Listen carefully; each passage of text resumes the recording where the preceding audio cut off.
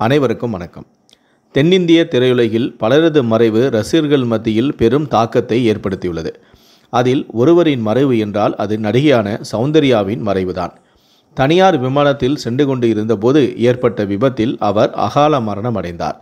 இந்த விபத்தில் அவரது சகோதரனும் மரணமடைந்தார்.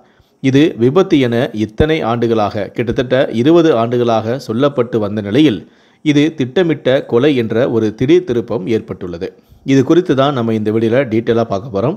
ஸோ முடிந்த அளவுக்கு இந்த வீடியோவை ஸ்கிப் பண்ணாமல் முழுமையாக பாருங்கள். இந்த வீடியோக்குள்ளே போகிறதுக்கு முன்னாடி இந்த வீடியோக்கு ஒரு லைக் பட்டனை ப்ரெஸ் பண்ணிடுங்க.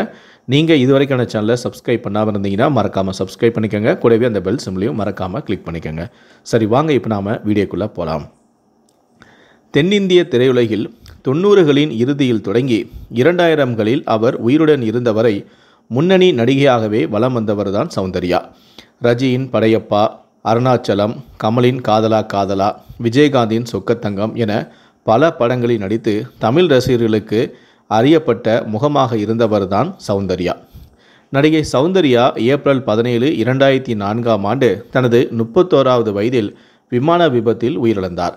சௌந்தர்யா இறக்கும்போது அவர் கர்ப்பமாகவும் இருந்தார். இந்த விபத்தில் அவருடைய உடல் கிடைக்கவில்லை. நடிகை சௌந்தர்யா இறந்த சம்பவத்தால் அவரது ரசிகர்கள் வேதனையும் அடைந்தனர். நடிகை சௌந்தர்யா 1972ஆம் ஆண்டு கர்நாடகா மாநிலம் கோலாரில் பிறந்தார். இவரது இயற்பெயர் சௌமியா சத்யநாராயணா. இவர் கன்னடம், தமிழ், இந்தி, மலையாளம் உள்ளிட்ட பல மொழிகளிலும் நடித்துள்ளார். சினிமா கனவினால் மருத்துவ படிப்பை பாதியிலேயே விட்டுவிட்டு நடிக்க வந்தார். முன்னணி நடிகையாகவும் உருவெடுத்தார். சௌந்தர்யாவுடன் நடிக்க பல முன்னணி நடிகர்கள் அவருக்காக காத்து கிடந்தனர் என்றால் பார்த்து கொள்ளுங்கள். இவர் நந்தி விருது, கர்நாடக அரசின் 2 மாநில விருதுகள், 6 ஃபிலிம்பேர் விருதுகளையும் பெற்றிருந்தார். தமிழில் பொன்னுமணி, படையப்பா, அருணாச்சலம், சொக்கத்தங்கம், தவசி உள்ளிட்ட படங்களிலும் நடித்துள்ளார். இந்தியிலும் சூரிய வருஷம் என்ற படத்தில் அமிதாப் பச்சனுடன் நடித்திருந்தார். இவரது கடைசி படம் ஆப் தமிர்தா விஷ்ணுவர்தன் ரமேஷ் அரவிந்துடன் நடித்திருந்தார். இவருக்கு 2003இல் ரகு என்ற சாஃப்ட்வேர் இன்ஜினுடன் திருமணமும் நடந்தது. பாரதிய ஜனதா கட்சி அபிமானியான நடிகையான சௌந்தர்யா அந்த கட்சிக்கு வாக்கு சேகரிக்க பிரச்சார கூட்டங்களில் கலந்து கொள்ள தனியார் விமானத்தில் சென்று கொண்டிருந்த போதுதான் விமான விபத்து ஏற்பட்டு பரிதாபமாக உயிரிழந்தார். 2004இல் விபத்து நடந்த அன்றைய தினம் பெங்களூருவில் நடக்கும் அரசியல் பிரச்சாரத்திற்காக கரீம் நகரிலிருந்து விமானத்தில் தனது சகோதரரான அமர்நாத்துடன் சௌந்தர்யா புறப்பட்டார். ஆனால் விமானமோ எதிர்பாராத விதமாக விபத்துக்குள்ளானதில் இருவருமே சம்பவ இடத்திலேயே உயிரிழந்தனர். அந்த சமயத்தில் சௌந்தர்யா கர்ப்பமாக இருந்ததாகவும் கூறப்படுகிறது. எவ்வளவு தேடியும் அவருடைய உடல் பாகங்கள் கிடைக்கவில்லை. திரையுலகில் இன்று வரை இது ஒரு துயரச் சம்பவமாக இருந்து வருகிறது. சௌந்தர்யாவின் மரணம் தென்னிந்திய திரையுலகில் மட்டுமில்லாமல் ஒட்டுமொத்த இந்திய அளவிலும் பரபரப்பை கிளப்பியது. பாஜகவின் அபிமானியாக அவர் இருந்ததால் அரசியலிலும் களமிறங்க போட்டியிட சௌந்தர்யா திட்டமிட்டு வைத்திருந்ததாகவும் கூறப்படுகிறது. இப்படிப்பட்ட இந்த நிலையில்தான் நடிகையான சௌந்தர்யா விபத்தில் மரணிக்கவில்லை, அவரது மரணம் திட்டமிடப்பட்ட கொலை என்ற திடுக்கிடும் தகவல்கள் உலா வருகிறது. சௌந்தர்யாவின் மரணம் விபத்து அல்ல, திட்டமிட்ட கொலை என ஒரு நபர் போலீசில் புகார் அளித்திருக்கிறார்.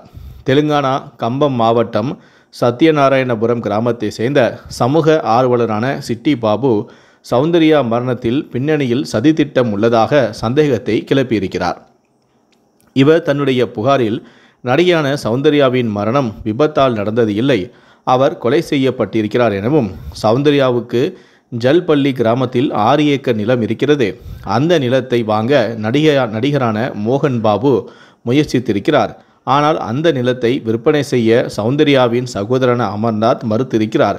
இந்த நிலையில்தான் சௌந்தர்யாவின் மரணத்திற்கு பிறகும் அந்த நிலத்தை விற்பனை செய்யுமாறு அவருடைய கணவரான அமர்நாத்திற்கு அழுத்தம் கொடுத்த மோகன் பாபு அந்த நிலத்தை சட்டவிரோதமாகவே ஆக்கிரமித்திருக்கிறார் எனவும், எனவே இந்த நிலத்தை மீட்டு ஆதரவற்றோர், இராணுவத்தினர், போலீசார் ஆகியோரின் நலனுக்காக வழங்க வேண்டும் எனவும் தன்னுடைய புகாரில் சிட்டி பாபு குறிப்பிட்டும் இருக்கிறார்.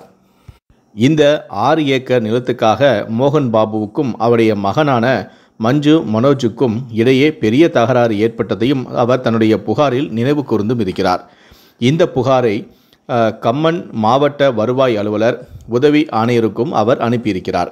மேலும் இந்த நில ஆக்கிரமிப்பு விவகாரத்தில் மோகன் பாபுவை அழைத்து விசாரணை மேற்கொள்ள வேண்டும் எனவும் குறிப்பிட்டிருக்கிறார். இந்த புகாரால் தனக்கு மோகன் பாபு தரப்பிடமிருந்து மிரட்டல்கள் வரலாம் என்பதால் தனக்கு பாதுகாப்பு அளிக்க வேண்டும் எனவும் அவர் கோரிக்கையும் விடுத்திருக்கிறார். நடிகரான மோகன் பாபு மீது நேரடியாக புகார் அளிக்கப்பட்டுள்ளதால் இது திடுக்கிடும் செய்தியாக தற்போது மாறியிருக்கிறது. மேலும் 20 ஆண்டுகளுக்கு பின்னர் இந்த புகார் அளிக்கப்பட்டுள்ளதால் இது தற்போது பெரும் பரபரப்பையும் ஏற்படுத்தியுள்ளது. இந்த விவகாரம் பரபரப்பை ஏற்படுத்திய இந்த நிலையில் சௌந்தர்யாவின் கணவரான GS ரகு இந்த குற்றச்சாட்டை முழுமையாக மறுத்துள்ளார்.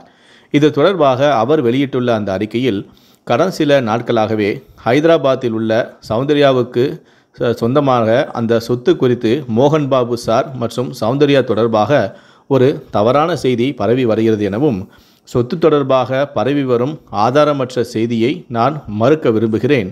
மோகன் பாபு சார் எனது மனைவி மறைந்த ஸ்ரீமதி சௌந்தர்யாவிடமிருந்து சட்டவிரோதமாக எந்த சொத்தும் அவர் வாங்கவில்லை என்பதை நான் உறுதிப்படுத்துகிறேன்.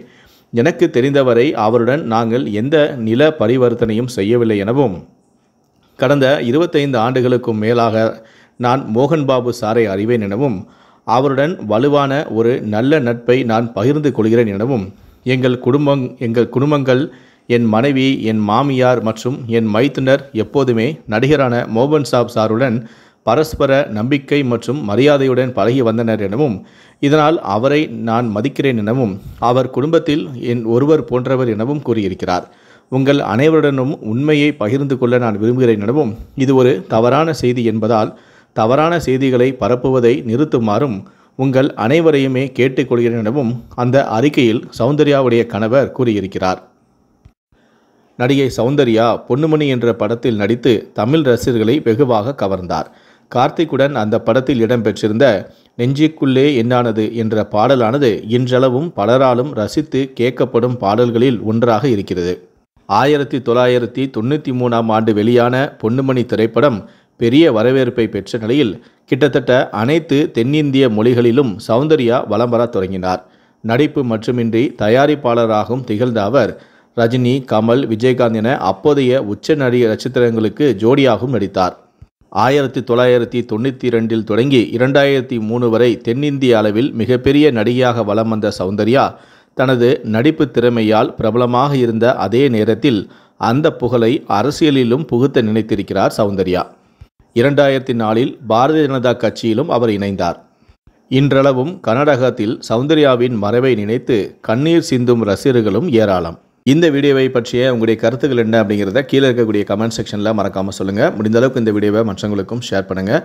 மேலும் இது போன்ற பல வீடியோக்களை பார்க்கணும் அப்படின்னு நினச்சிங்கன்னா மறக்காமல் சேனலை சப்ஸ்கிரைப் பண்ணுங்கள். நன்றி, வணக்கம்.